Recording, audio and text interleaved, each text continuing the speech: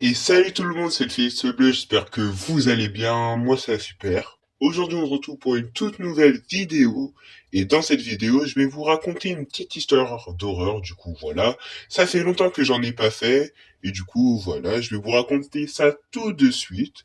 Du coup avant ça, générique.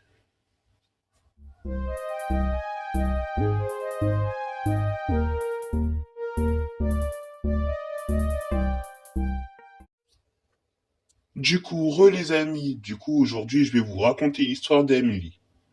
Elle raconte que cette histoire lui est arrivée à elle et sa meilleure amie Julia il y a 7 ans. Et à l'époque, elles avaient 15 ans à l'époque des faits. Du coup, je vais vous raconter tout de suite leur histoire. Du coup, c'est parti. Elles avaient 15 ans à l'époque des faits. Emily et Julia aimaient se balader un peu partout dans leur ville et explorer des lieux où il n'y avait pas souvent de personnes, comme des lieux abandonnés, comme on les appelait à l'époque. Elle dit qu'à l'époque, elles étaient jeunes et stupides, et qu'elles avaient beaucoup entendu parler de la vibe de l'urbex. Et du coup, elles voulaient aussi explorer et découvrir un lieu que personne n'avait visité dans leur ville, ou du moins, que personne n'avait parlé auparavant. Emily et Julia avaient trouvé non loin de chez Julia une maison entourée d'arbres isolés. Du coup, elles décidèrent d'y aller avant que la nuit tombe, aux alentours de 7 heures après leur cours. Du coup, après leur cours, elles décidèrent de partir en direction de cette maison. Mais Emily eut un mauvais pressentiment. Elle dit qu'elle n'était pas sûre car elle n'était pas de nature froussarde habituellement. Mais là, elle ne se sentait pas du tout à l'aise. Mais elle décida de ne pas en parler à Julia, malgré tout, en se disant que ce n'était rien du tout. La maison abandonnée était maintenant à quelques mètres devant elle. Elle pouvait voir les murs, la porte d'entrée et les fenêtres complètement délabrées. La maison était en tel mauvais état qu'elle pouvait s'écrouler. Emily et Julia se regardèrent en souriant. C'était l'endroit parfait pour qu'ils commencent leur bec, se dit-elle. De l'extérieur, la maison avait l'air plutôt grande. La maison possède un étage, certaines briques du toit étaient par terre, juste devant la maison. Elles avancèrent jusqu'à la porte d'entrée, mais avant qu'elles eurent le temps d'attendre la porte, qu'un chat bondit sur un muret situé juste sur le côté de la maison. Puis un deuxième chat apparut. Les deux chats regardèrent les deux filles fixement pendant quelques secondes, qui leur parurent une éternité, puis, sans aucune raison, les deux chats se battirent. Elle dit qu'elles allaient continuer d'avancer et ignorer les deux chats même si c'était bizarre comme situation.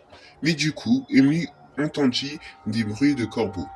Elle leva la tête et au-dessus d'elle volaient des corbeaux. Ils volaient au-dessus d'elle de sorte à ce qu'ils les entourent, presque en faisant tellement de bruit qu'elle ne s'entendait presque plus parler. D'un coup, Julia attrapa le bras d'Emily.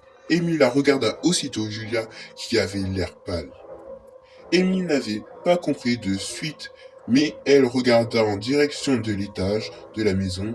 Julia la pointa du doigt, la bouche grande ouverte. Emily regarda à son tour dans la même direction et elle vit à ce qui ressemblait à une silhouette avec un visage d'une vieille femme qui les regardait de derrière une fenêtre venant de l'étage de la maison. Emily dit que la vieille femme paraissait tellement blanche qu'on aurait dit qu'elles étaient transparentes, comme si elles disparaissaient. Emily se figea de peur. Elle sentait son cœur s'accélérer et dans un élan de peur, elle prit le bras de Julia et elles coururent dans la direction opposée, sans s'arrêter. Après quelques mètres, elle s'arrêta pour reprendre leur souffle. Amy et Julia se retourna et vit aussitôt la vieille femme, devant la maison, à l'endroit où elles étaient plus tôt. La vieille dame les fixa au loin avec un regard qui paraissait vide, qui donna aussitôt aux deux jeunes filles des frissons. Après avoir repris leur souffle, elles se remirent à courir jusqu'à la maison de Julia. Arrivées là-bas, elles ne dirent rien. à leurs parents de ce qui s'était passé. Traumatisées et terrifiées, les deux filles n'ont jamais reparlé de cette histoire, qu'elles soient ensemble ou même toutes seules. Encore aujourd'hui, Emily continue de rêver de cette vieille femme.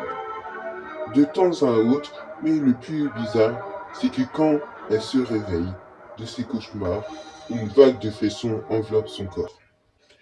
Et du coup, c'est la fin de l'histoire. J'espère qu'elle vous aura plu. Elle était un peu courte, mais pour la prochaine histoire que je vais raconter, je ferai en sorte d'en raconter une ou deux, ou même trois. Ça dépend combien de temps ça va durer la vidéo. Du coup, j'espère que cette vidéo vous aura plu. Je remercie encore Emeline d'avoir accepté que je raconte son histoire.